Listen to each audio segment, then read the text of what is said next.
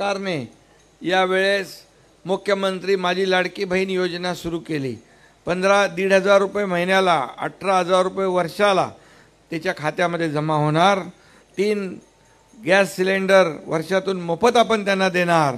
अशा प्रकारची योजना आपण सुरू केली आहे।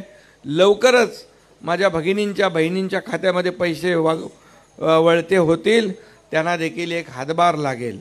आणि त्याचबरोबर आपण काही लोक म्हणाले लाडकी बहीण तर केलं, लाडका भावाचं काय?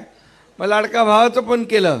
आता जो 12वी झाला आहे त्याला 6,000, डिप्लोमा झाला आहे त्याला 8,000, डिग्री झाला आहे त्याला 10,000 रुपये महिन्याला।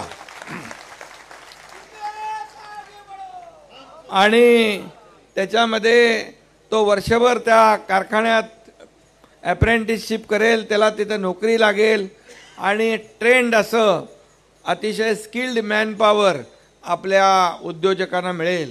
आणि म्हणून ते पैसे जे आहे हे सरकार भरणार आहे अप्रेंटिसशिपचे। इतिहासात पहिल्यांदा अशा प्रकारची योजना आपण सुरू केलेली आहे।